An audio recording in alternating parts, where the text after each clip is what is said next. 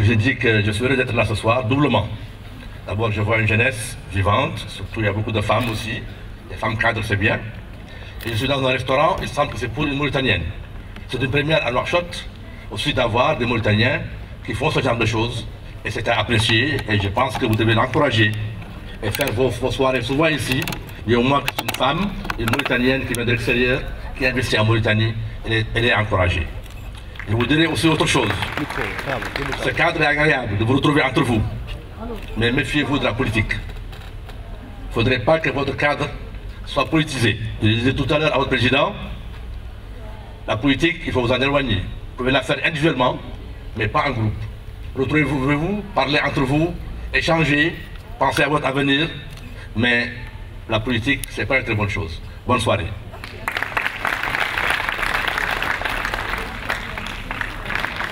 Et en réponse, je vous dirai tout simplement, soyez tranquilles. Nous sommes des jeunes cadres mauritaniens, donc nous ne sommes pas soucieux de nos poches parce que nous gagnons nos salaires et la politique, on ne va pas l'approcher, Inch'Allah, si Dieu le veut. Merci. On ne va pas l'approcher dans le cadre des nuits de retrouvailles, mais chacun peut vaquer où il veut, Inch'Allah, pas de problème. Je prie volontaire en Mauritanie.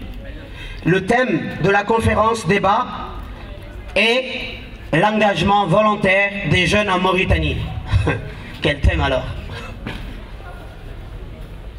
Oumou, c'est un thème riche, non?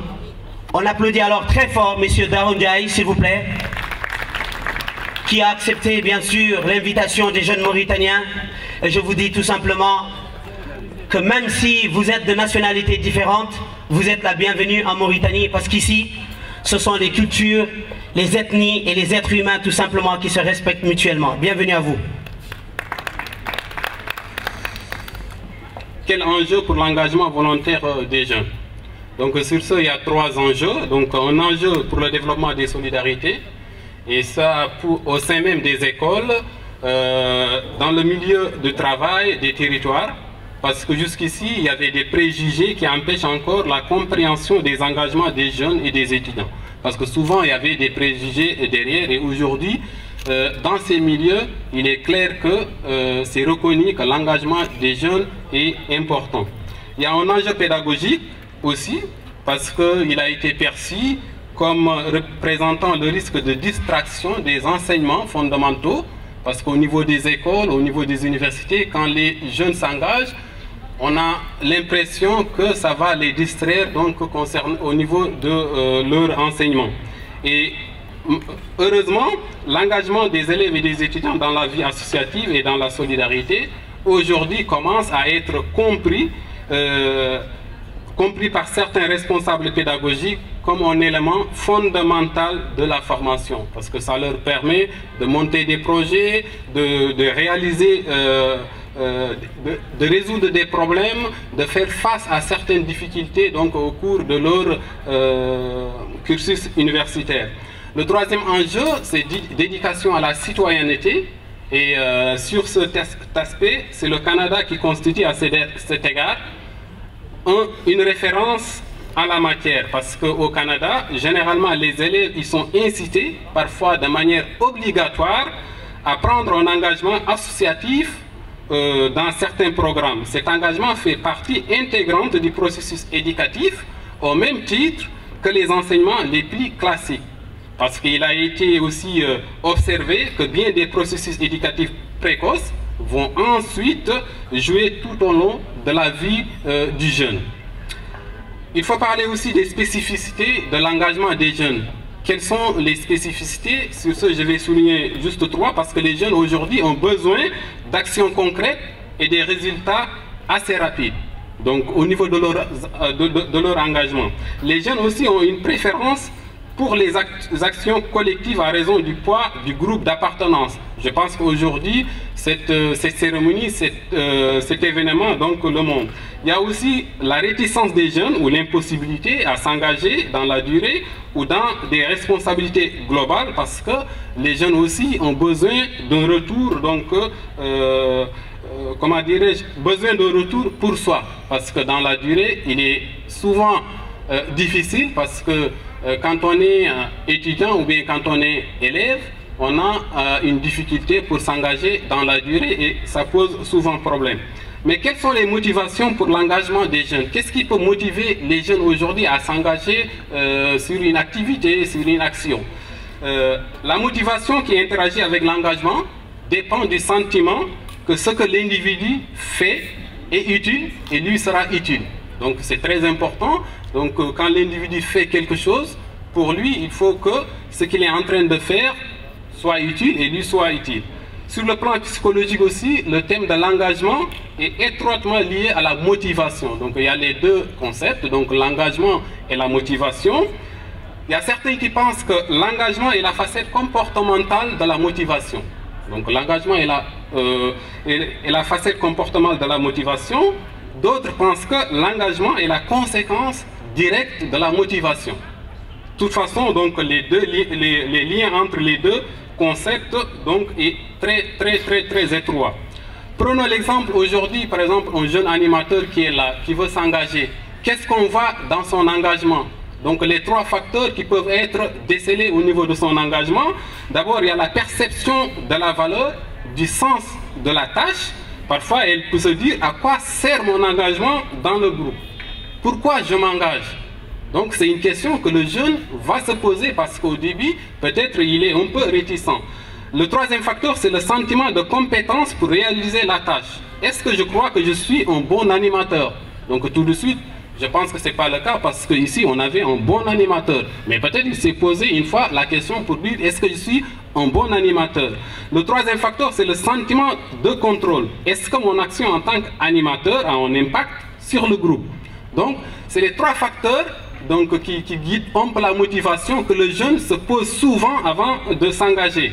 Ce qui veut dire qu'aujourd'hui, les trois facteurs peuvent être regroupés donc, au niveau des motivations. Il y a des motivations morales et idéologiques.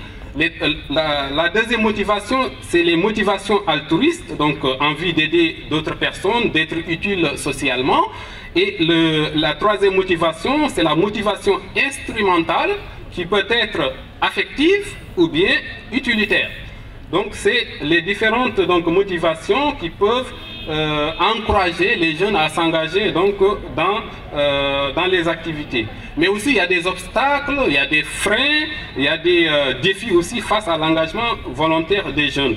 Il y a des obstacles organisationnels, c'est-à-dire les organisations qui accueillent les jeunes. Donc il y a souvent des obstacles au sein de ces organisations.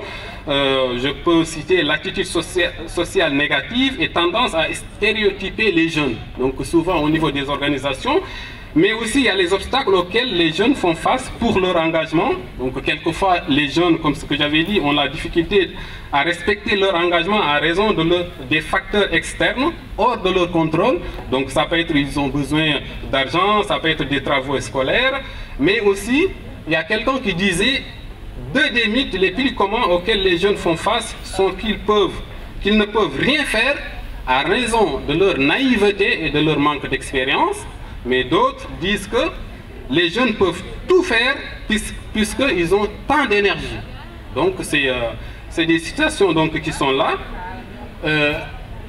Pour l'engagement des jeunes aussi, souvent il y a des facteurs qui peuvent déclencher ou bien qui peuvent favoriser cet engagement. Donc parmi les facteurs, je vais en citer trois. D'abord il y a la tradition familiale, qui compte beaucoup dans l'engagement des jeunes. Mais aussi il y a l'école. Donc l'école ou bien l'université ou bien les établissements en tout cas scolaires, mais aussi il y a les réseaux de socialisation, c'est-à-dire le groupe, ça peut être au niveau des quartiers aussi. Donc c'est des facteurs qui déclenchent ou bien qui peuvent favoriser l'engagement des jeunes. Et pour une réussite de l'engagement des jeunes, qu'est-ce qu'il faut? Donc je vais essayer d'énumérer quelques points. Pour une réussite de l'engagement des jeunes, il faut partir des désirs, voire des activités des jeunes. Donc c'est important aussi pour favoriser l'engagement des jeunes parce que les jeunes vont souvent partir de ce qu'ils ont envie de faire ou de ce qu'ils font pour utiliser ces envies et ces compétences dans des champs d'utilité sociale. Donc d'où l'importance de partir des désirs, voire des activités des jeunes. Le deuxième point, c'est de partir d'événements qui touchent les jeunes aussi. Parce que souvent, on a tendance à développer des activités qui ne touchent pas forcément les jeunes. Et là, pour réussir ou bien favoriser un engagement des jeunes, il faut partir d'événements qui touchent les jeunes. Il faut aussi privilégier des secteurs qui attirent plus que d'autres. Parce que souvent, quand on parle de jeunes, on pense aux ASC, aux associations sportives et culturelles. Mais aujourd'hui, les jeunes, ils ont d'autres demandes donc, qui sont là, qui sont très intéressantes dans le cadre de leur évolution professionnelle. Et c'est quelque chose que les décideurs, que les structures d'accueil doivent prendre compte et ne croient pas que les jeunes, souvent, donc c'est synonyme de sportifs et culturels. Il faut aussi respecter les rythmes sociaux. Parce que les jeunes n'aiment pas se lever tôt. Donc quand on organise souvent des choses, donc il faut prendre en compte donc, ces réalités. Il faut aussi prendre en compte le fait qu'il y a des étudiants donc, qui s'engagent donc, dans les activités associatives et en période scolaire, donc il faut tenir compte de leur disponibilité aussi. Et ça, c'est des choses qui sont là, donc auxquelles les structures d'accueil doivent en prendre compte. Il faut aussi la nécessité d'identifier des missions, voire des projets spécifiques aussi donc, aux jeunes. Parce que souvent, il y a des projets qui sont là, mais la part consacrée aux jeunes n'est pas très significative. Et ce qui fait que parfois, les jeunes ne se voient pas donc, au sein des projets et ne peuvent pas y rester. Donc il faut aussi la nécessité de reconnaître les compétences acquises. Parce qu'étant jeune, étant volontaire, étant engagé, donc on acquiert une connaissance et cette connaissance va permettre aux jeunes donc d'avoir d'autres activités, de développer son réseau et de vouloir donc s'engager dans d'autres activités professionnelles dans le futur. Donc le jeune aussi a besoin d'une reconnaissance de ses compétences quand il était engagé. Il y a l'importance des partenariats intergénérationnels parce qu'on parle de jeunes, mais les jeunes aussi travaillent entre guillemets avec des adultes. Donc quelle importance pour ces partenariats intergénérationnels? Les bénéfices de l'engagement des jeunes pour les adultes d'abord. Donc dans l'engagement des jeunes, il faut donner aux jeunes une meilleure information sur le monde associatif et surtout sur son spectre illimité d'opportunités. Parce qu'aujourd'hui, il y a pas mal d'opportunités qui existent sur place pour les jeunes, mais ces opportunités sont mal communiquées, ou bien en tout cas, les jeunes ne sont pas au courant donc, de ces opportunités. D'où l'importance de mener une réelle communication, tout en mettant les jeunes devant ces moyens et ces canaux de communication. Parce que je me rappelle, notre directeur général disait souvent, quand tu fais pour moi, sans moi, cela veut dire que tu fais contre moi. Donc quand on fait quelque chose pour les jeunes, il faut impliquer les jeunes dès au début donc, de l'action et c'est comme ça que ça peut marcher. Pour les associations, s'interroger fortement sur les pratiques réelles d'accueil et d'intégration des jeunes. Il ne suffit pas d'intégrer un jeune et de ne pas partager toutes les activités, toutes les réalités associatives avec les jeunes aussi. Cela pourrait décourager les jeunes et au final, donc, le jeune peut démissionner et peut partir aussi de la structure. Pour les collectivités territoriales, donc favoriser les dispositifs de portage de projets, donc pour les jeunes, favoriser les pratiques de coopération intergénérationnelle dans les deux sens aussi. Donc ça c'est quelque chose, je pense que l'animateur a souligné un aspect important donc avec ce qui se fait à Nouakchott et je pense que les jeunes sont soutenus et qu'il y a des en tout cas bailleurs ou des partenaires qui sont là et qui écoutent bien les jeunes donc dans l'action qu'ils sont en train de faire. Si nous devions faire une conclusion, moi aujourd'hui je peux dire que l'engagement des jeunes a évolué. Toutefois, il est aujourd'hui plus court dans le temps parce que la jeunesse est un état transitoire, donc les jeunes ils ont des limites à s'engager comment dirais-je, durablement sur une activité parce qu'ils sont appelés donc à la mobilité, ils sont appelés à occuper d'autres fonctions, ce qui veut dire qu'aujourd'hui ils ne peuvent pas s'engager donc plus longtemps dans le temps. En même temps, aujourd'hui comme hier, la motivation des jeunes, c'est-à-dire l'engagement des jeunes est lié à la motivation et au sentiment d'implication et de reconnaissance. D'abord, il faut impliquer les jeunes, mais aussi il faut qu'il y ait une reconnaissance à travers les activités que les jeunes mettent en place. Il y a aussi un élément important qui va préparer le terrain de l'engagement du jeune, c'est la notion de relation et la création de liens de confiance. Parce qu'un jeune aussi, quel que soit son engagement, s'il ne sent pas une confiance envers lui, envers les activités qu'il développe, ça peut remettre en cause donc son engagement. D'où l'importance donc d'avoir une confiance, d'avoir confiance aux jeunes, d'avoir confiance aux activités organisées par les jeunes donc sur place. La dimension interpersonnelle est importante aussi. L'engagement aujourd'hui passe d'abord par le relationnel. Donc je pense que vous le savez, sans les relations, souvent, surtout ici en Mauritanie, on ne peut pas développer grand-chose. Donc, d'où l'importance donc de la dimension relationnelle. Une piste est donc de se donner du temps entre jeunes pour faire peut-être autre chose que ce qui nous réunit au départ. Donc les jeunes, il faut qu'il y ait de l'ambition, il faut qu'il y ait un engagement, et au bout donc de ces efforts, on verra donc tout l'engagement qui a été développé au début, qu'est-ce que ça pourrait apporter donc dans l'avenir.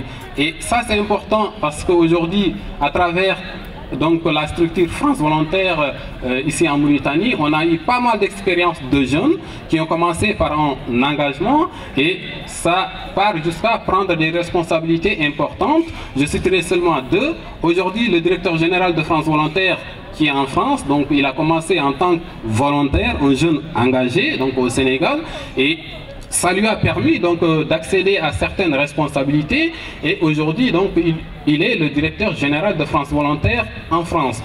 Notre secrétaire général en France, donc de France Volontaire, qui est un jeune aussi, c'est un Sénégalais qui a commencé en tant que stagiaire donc à France Volontaire.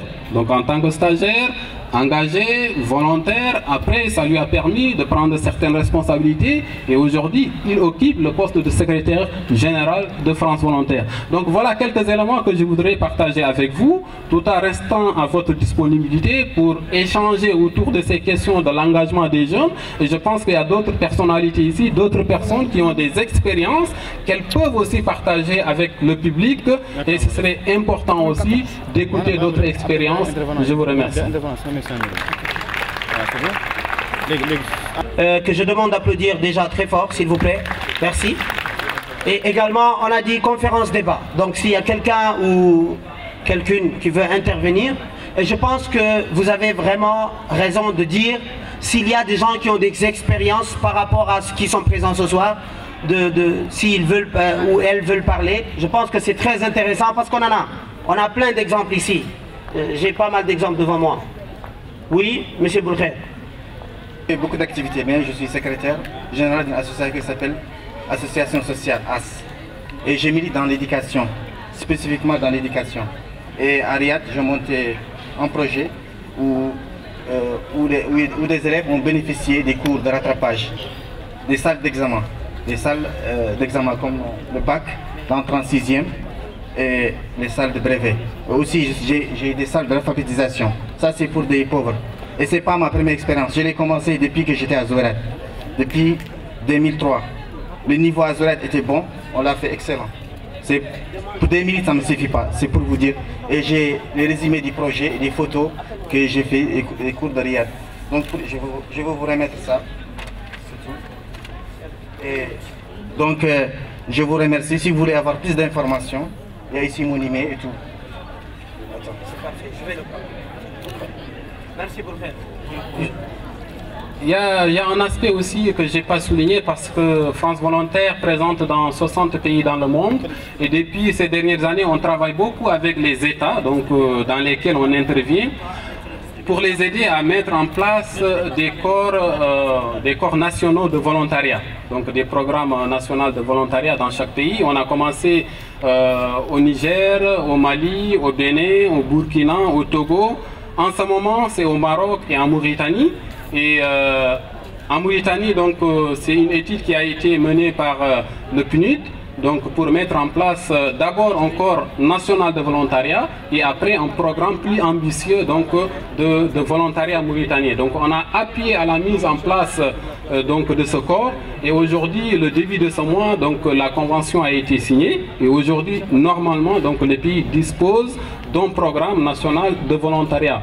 Je croyais que donc, mon ami Sekou Koulibaly ou bien Gustave qui sont chargés de programme VENI allaient être là pour partager donc l'expérience avec vous pour dire qu'aujourd'hui, en tout cas, à travers nos différentes expériences au niveau de la sous-région, on a appuyé donc le gouvernement mauritanien à disposer d'abord d'un corps national de volontariat pour une durée de 18 mois et après, on va passer sur un programme national de volontariat. Bon, je sais que Kababo, mais il faut Docteur Siraba qui va venir intervenir aussi. Donc, docteur Siraba, c'est une dame qui va venir parler. Voilà, c'est tout ce que je veux dire pour le moment. Ah, des questions. Bonjour à tous. Moi, c'est le docteur Siraba. Je vous remercie pour votre présentation. J'avais juste des questions par rapport à qu'est-ce que vous entendez par jeune? Quelle est la tranche d'âge dans jeune? Coucou. Voilà. Qu'est-ce que vous mettez dans jeune? J'aimerais savoir quelle est la tranche d'âge. Et également, j'aimerais savoir quelles sont les missions de France Volontaire et quelles activités vous avez déjà mis en œuvre ici dans le pays. Voilà, c'est tout. Merci.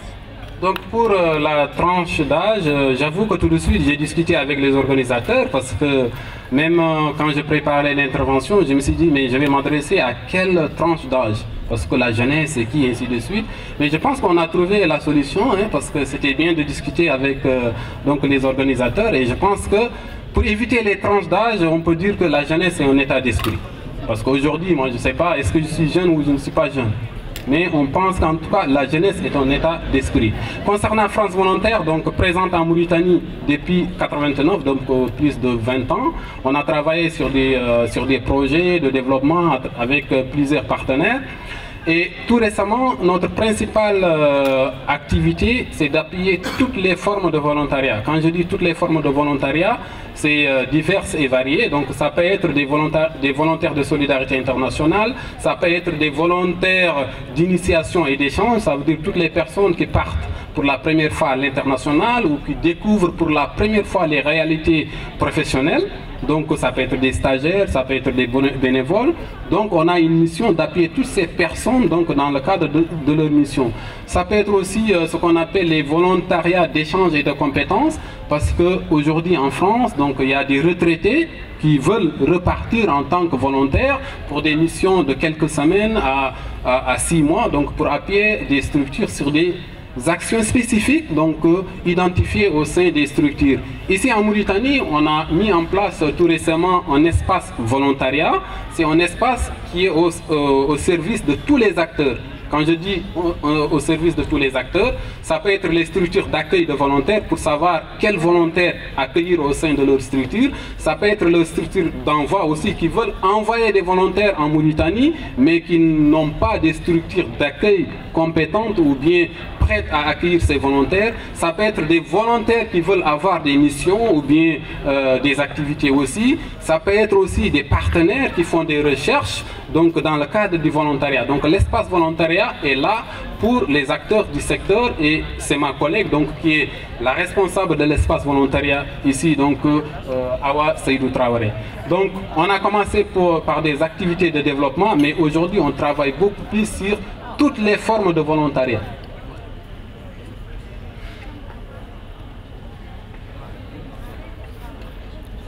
Merci, monsieur Tarundjaï. Mais on va continuer à vous retenir encore parce que reste quelques minutes.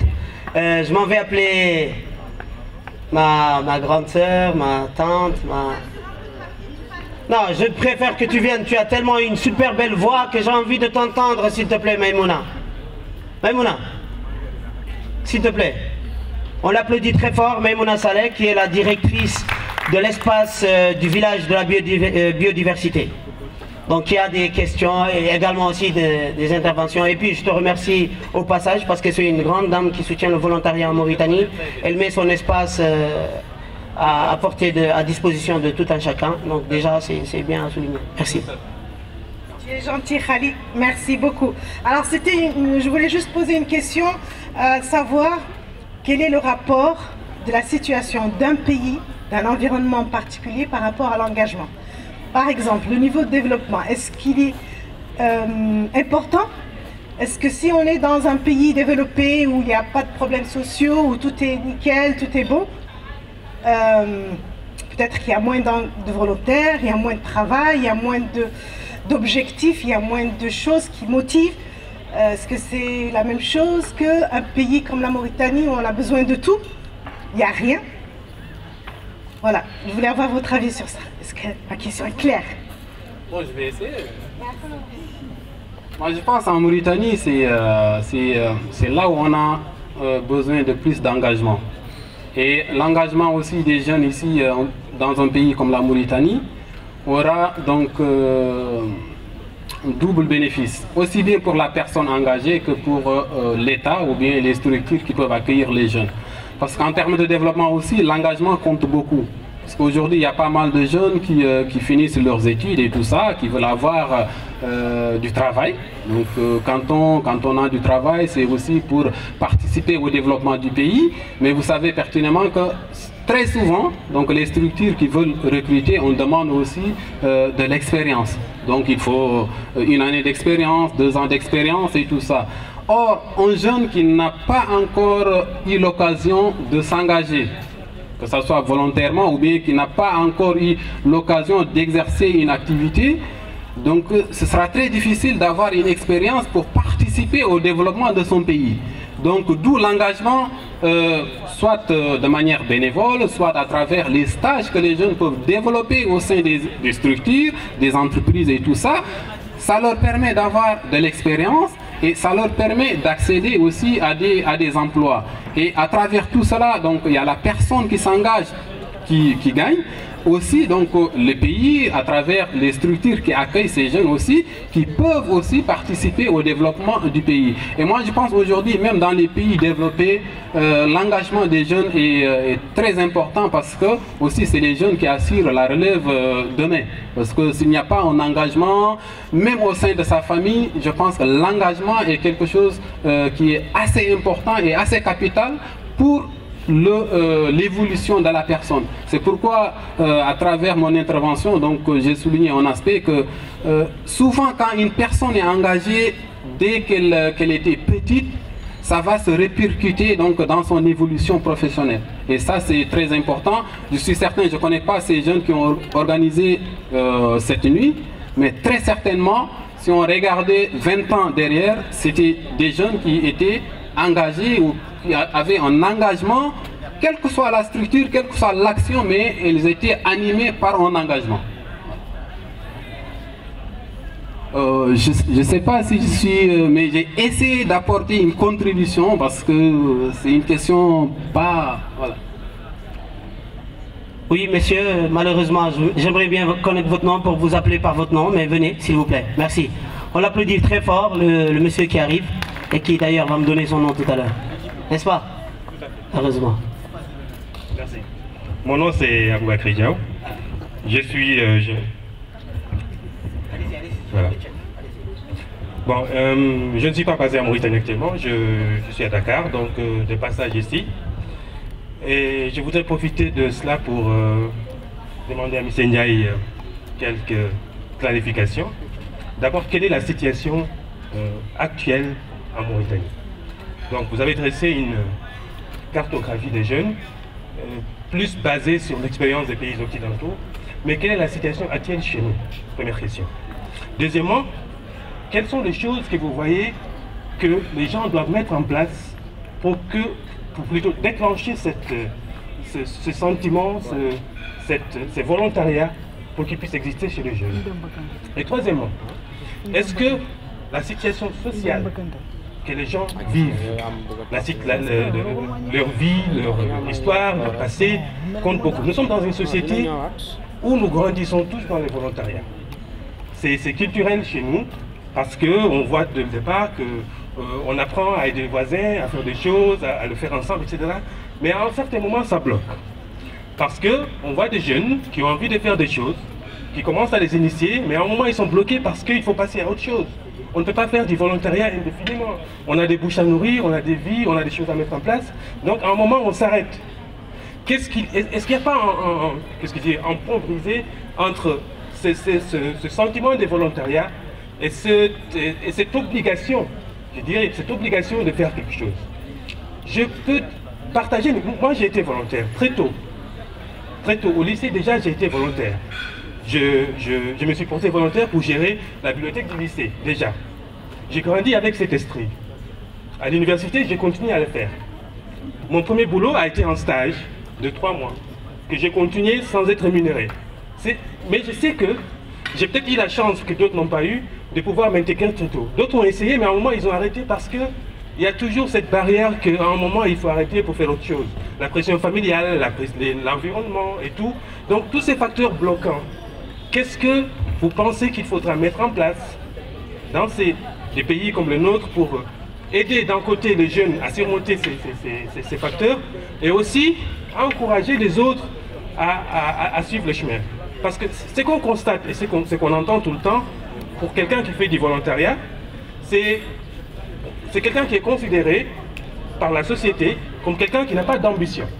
On vit petit à petit aussi, et ça dépend de l'ambition qu'ont les jeunes aussi, donc à travers leur carrière professionnelle et à travers l'envie de faire, à travers l'envie d'exercer d'autres choses. On a vu des jeunes qui, à partir d'expériences réussies dans tel ou tel domaine, qui essaient de mettre en place parallèlement des activités privées, donc qui leur permettent de développer des compétences, qui leur permettent de gagner au mieux leur vie, et ça, je pense, c'est quelque chose qui est assez important. Le mois dernier, le mois de mars, j'ai participé à un forum de la Méditerranée sur la jeunesse en Tunisie, donc sur l'entrepreneuriat, et il y avait des jeunes qui étaient venus des pays de la Méditerranée, et c'était intéressant parce qu'on voyait que les jeunes commençaient à développer d'autres initiatives. Et malgré que la discussion, la conférence débat est très riche, et je vois un peu tout le monde qui veut intervenir maintenant, mais malheureusement, je vais quand même permettre à messieurs Dorndiaï d'aller reprendre place. Il a besoin aussi de reprendre des forces, et on vous remercie de tout cœur pour votre participation. Et ce que je voudrais tout simplement, en tout cas, dire ici, c'est que nous avons besoin des gens comme vous en Mauritanie pour pouvoir booster la route du volontariat. Quelqu'un a dit ici tout à l'heure qu'il faudra penser à l'avenir, à autre chose. Mais moi, je donnerai un autre conseil, allant peut-être dans ce sens. Pour aller dans le volontariat de façon long terme, ayez au moins un salaire, parce qu'après, si vous n'avez pas un salaire à la fin du mois, vous pouvez recevoir de l'argent destiné à des gens et vous allez le détourner. Voilà, merci. Merci à vous, on l'applaudit très fort, messieurs Dorndiaï, s'il vous plaît. Merci. Donc on va continuer la soirée, qui jusqu'ici, selon monsieur Patrick, le capitaine du bateau, ça va, n'est-ce pas? Tout va bien? C'est cool alors. Et là, on va passer à l'étape cadre d'affaires. Cette étape, elle permet aux jeunes entrepreneurs d'exposer leur activité. Donc c'est tout nouveau. Et d'ailleurs, j'aurai l'immense plaisir et le grand honneur de présenter une grande dame, Madame Khan, qui est une grande dame, qui aujourd'hui œuvre beaucoup dans l'humanitaire à travers son association AMAM, Association multiculturelle pour un avenir meilleur, et qui est d'ailleurs l'une des premières partenaires de la marmite du partage, Madame Oumou Khan, Madame Oumou Souleymane Khan, sous vos applaudissements s'il vous plaît, qui va venir pour une intervention, et ensuite nous aurons 2 autres interventions, Inch'Allah. Combien pertinent et d'actualité, à savoir l'engagement volontaire des jeunes en Mauritanie. Je tiens à remercier et à féliciter Target Prod pour cette noble initiative. L'association multiculturelle pour un avenir meilleur, AMAM, que je préside, est une jeune organisation non gouvernementale œuvrant dans le développement tant au niveau des volets éducation, genre, santé et promotion culturelle et sociale qu'au niveau de l'humanitaire. AMAM adopte une approche holistique et multisectorielle de la question des jeunes, allant de leur information à leur formation dans des domaines divers et variés pour maximiser leurs chances d'obtenir un emploi décent ou entreprendre une activité productive en vue de leur participation effective à la construction de l'édifice national et partant au développement du pays. AMAM s'attaque à la question des jeunes depuis la tendre enfance jusqu'à l'âge adulte, contribuant ainsi au processus de socialisation. Nonobstant son âge relativement jeune et ses moyens modestes, AMAM est à son actif un certain nombre de réalisations, notamment la prise en charge totale de la journée culturelle, à savoir la fête de fin d'année de l'école Al-Ikhlas Dar El-Beida, avec à l'appui la remise des cadeaux aux meilleurs élèves de l'école, pour ne citer que ces résultats parmi tant d'autres. La problématique de l'engagement volontaire des jeunes en Mauritanie se hisse au rang du népotisme, du favoritisme et que sais-je encore, au détriment de la méritocratie et la justice sociale. On doit donner aux jeunes le droit au chapitre et cesser de parler pour eux.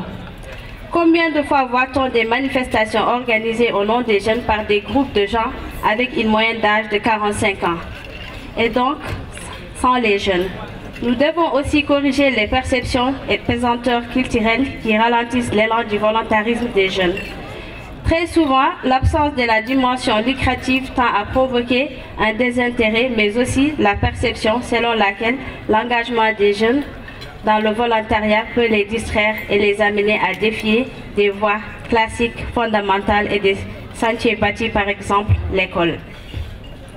Mesdames et messieurs, l'engagement des jeunes dans le mouvement associatif est du point de vue pédagogique très bénéfique, en ce sens qu'il aide à forger et créer un certain nombre de capacités indispensables à la vie professionnelle, notamment l'esprit d'équipe, les capacités managériales, la culture du résultat, le leadership, l'aptitude à travailler et à évoluer dans un environnement multiculturel et social divers, sans compter la valeur ajoutée des interactions intergénérationnelles qui contribuent à la maturité du jeune.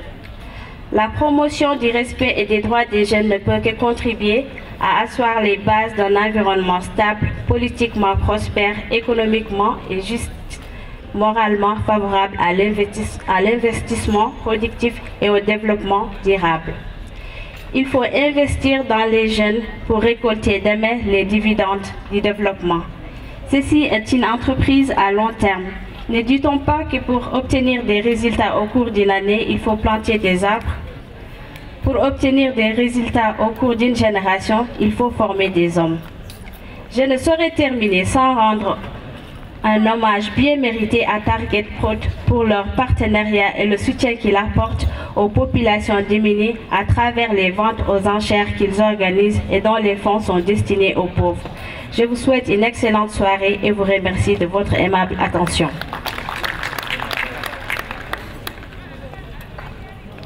Merci à vous, Madame Khan. On va continuer la soirée et ça sera la deuxième intervention. Ça sera le coordinateur de l'ONG Rim Youth Climate Movement. C'est le coordinateur de Mauritanie. Il s'appelle Monsieur Moussa Eliman Sall, s'il est là.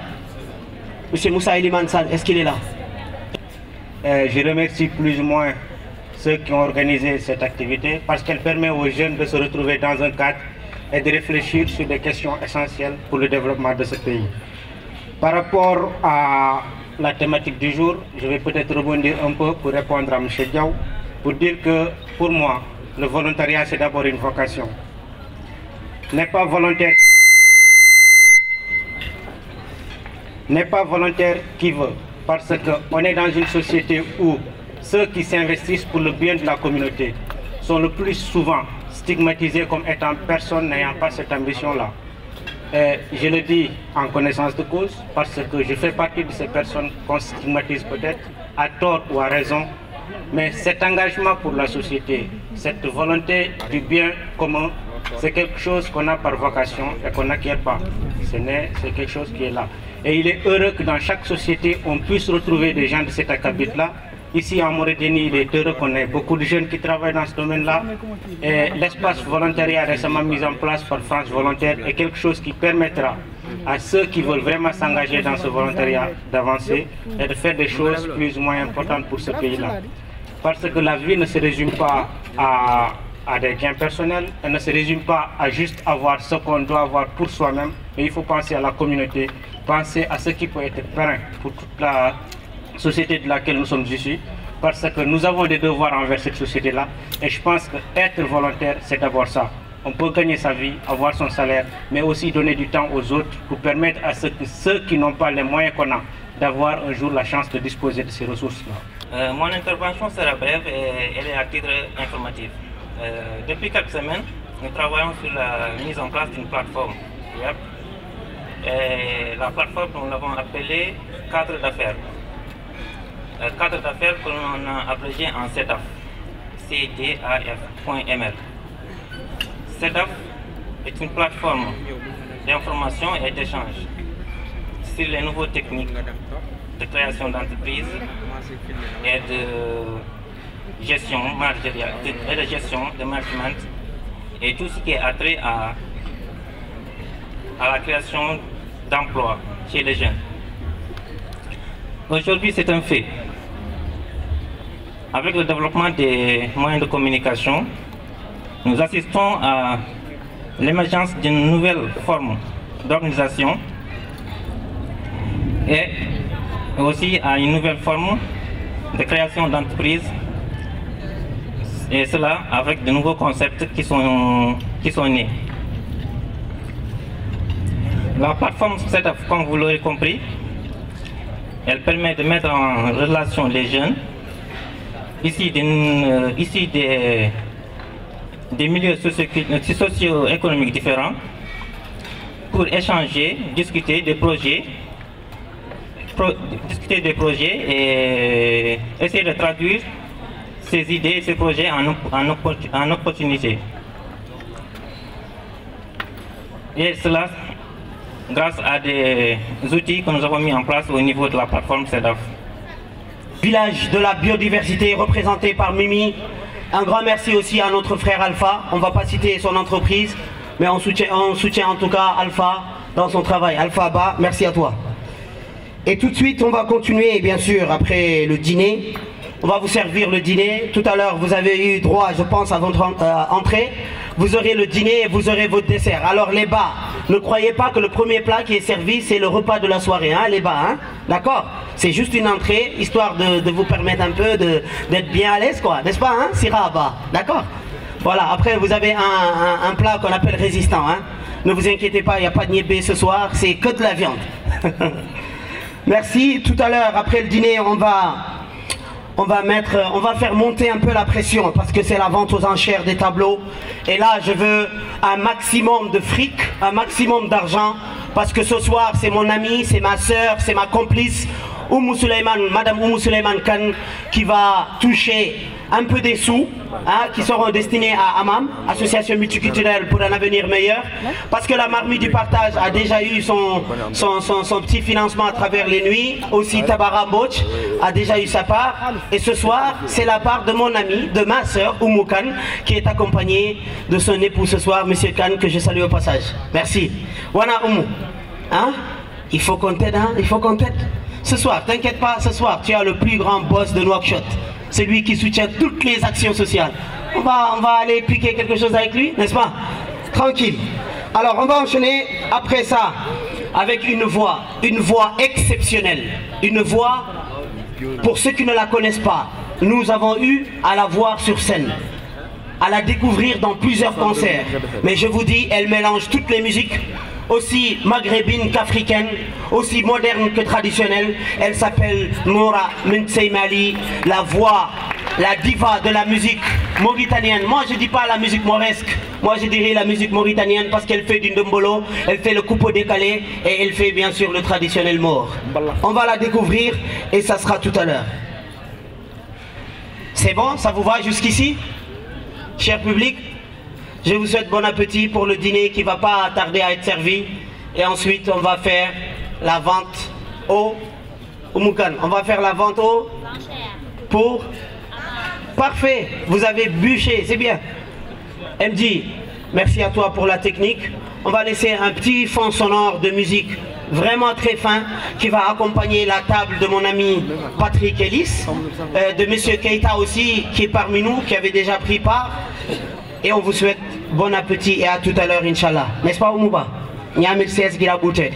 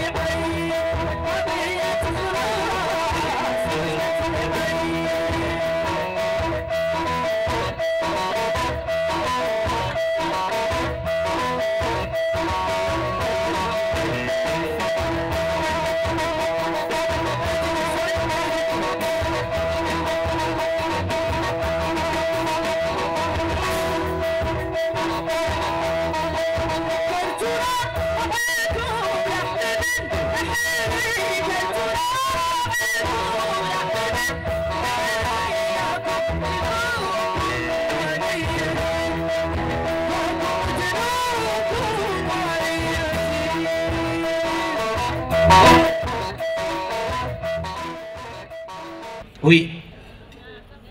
Et Bouba est venu acheter lui aussi ce soir.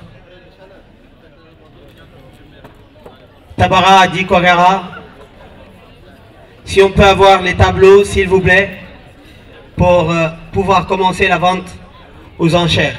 Et c'est un tableau de spiritualité, voilà, j'y réussis, alhamdoulilah. Et c'est un tableau qui a été fait par Daouda, et on va le vendre tout de suite. Je ne vendrai pas à la table des boss. Je vendrai à la deuxième table des boss. Est-ce que tu peux aller là en face de moi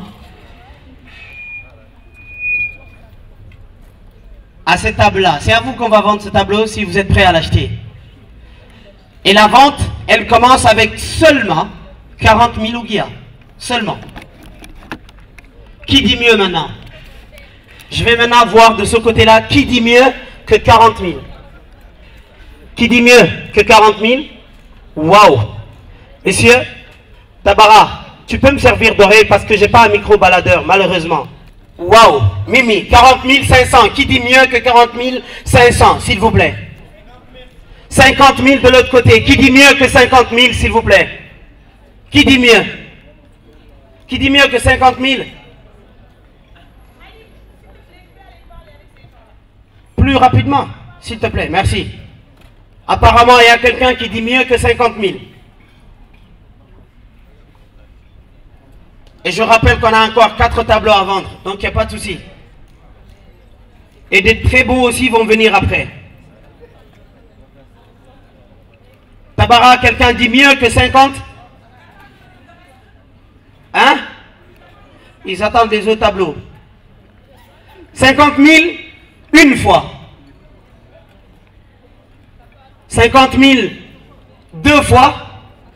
Qui dit mieux? Qui dit 55? J'ai entendu 55. C'est vous qui avez dit 55? Ah, mais monsieur. Ah, mais monsieur. Qui a dit 55? Hein? Non, président, il ne fait pas partie de cette vente, cette vente aux enchères. Président, s'il vous plaît, hein? S'il vous plaît, hein? Voilà. 50 000 deux fois. 52 000?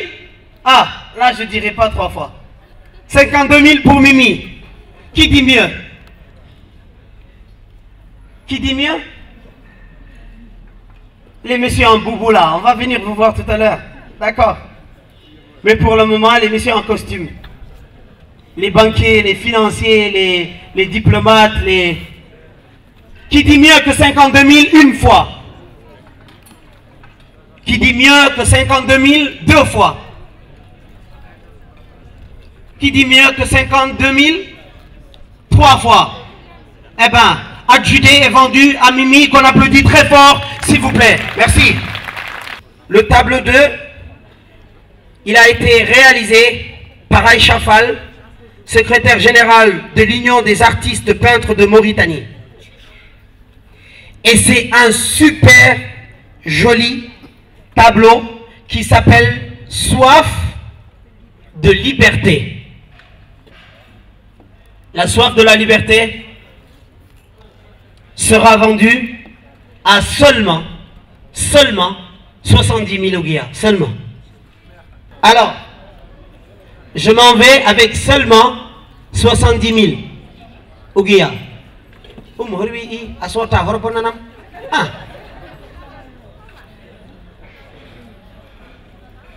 Andy, tu vas prendre ce tableau et tu vas aller vers la table, la dernière table sur cette rangée. Il y a un certain monsieur qui s'appelle Youssouf Thiam, un autre acheteur qui s'appelle monsieur Abdou. Et je vais les mettre en défi à la table qui se situe juste devant moi. Là. Est-ce que tu peux mettre la caméra sur cette table, s'il te plaît? Voilà. C'est la table où est assise Kartoum Thiam et ses amis. Mais maintenant, la vente, elle est générale. 70 000. De l'autre côté, on part avec vous, 70 000? Abdou, c'est ce soir où il a déjà dit que c'est toi l'acheteur de ce soir. C'est clair? 70 000, on y va. Hein, Abdou? Youssouf?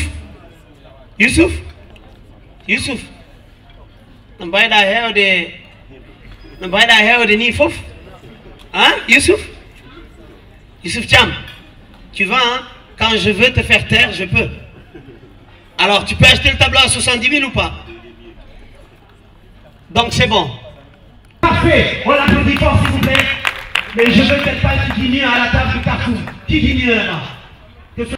Pour un tableau de Aïcha Fall, en plus. Oui. Il est pour 70, oui. Mais je veux quelqu'un qui l'achète plus encore. Qui dit mieux que 70 000? Qui dit mieux que 70 000, s'il vous plaît? Messieurs, dames. La table qui attendait là-bas, Tabara, tu peux aller les voir, s'il te plaît? Ah, monsieur au fond. Vous dites pas mieux que 70 000? La table de Alpha, vous dites... Et la table des Magamois, vous dites pas plus que 70 000? Il dit. Tu dis pas plus? Il y a 2 Idi ici en plus. Les filles, je reviendrai vous voir tout à l'heure, j'arrive. 70 000 une fois. 70 000 deux fois. 80 000 par M. Diao. On l'applaudit fort, je veux quelqu'un qui dit mieux. M. Diao, vous avez dit 80 000. Vous confirmez? Je vais chercher quelqu'un qui pourra vous retirer le tableau. Oui. Est-ce que c'est pas toi? 80 000? Hein? Non. Oh là là. Oh là. Hey Ismaël.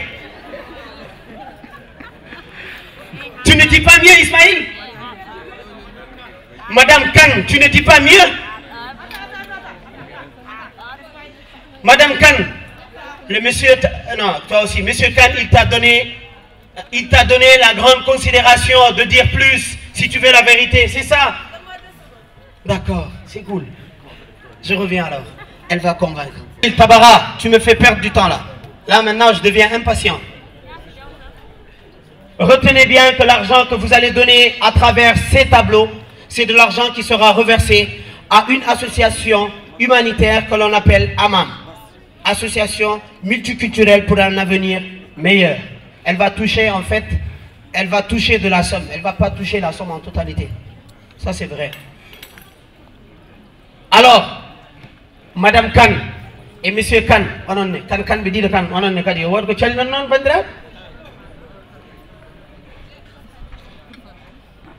il a dit 80 000, vous avez dit 70 000, il a dit 80 000. Il faut que vous dites au moins 80 et quelques pour avoir le tableau. Alors, Madame Khan et Monsieur Khan, 80 000 deux fois. Alpha Ba a dit 90. Et ça a une grande signification. Je ne dis rien. 90 000, ça c'est ma soeur. 90 000, qui dit mieux que 90 000, s'il vous plaît?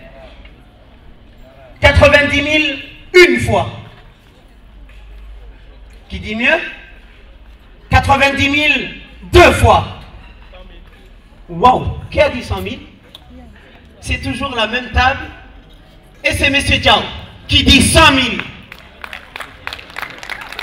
Le défi est lancé. Qui dit mieux que 100 000, Monsieur le Président? 100 000 une fois. 100 000 deux fois, Alpha. 110? 110 000 a dit Alpha. Qui dit mieux? Qui dit mieux? Avant de continuer, je vais d'abord expliquer un peu. Tavilat, tout le monde dit que nous tableau 110 000 trois fois. Qui dit mieux? Alors adjudé et vendu à M. Alpha Ba, qu'on applaudit très fort au passage. Et merci pour ce geste parce que cet argent va vraiment et réellement contribuer à aider quelques gens qui sont démunis. Merci Alpha. M. Mohamed Ali. Et comme vous le voyez si bien ici, sur ce tableau, il est là, Mohamed Ali? Il n'est pas là.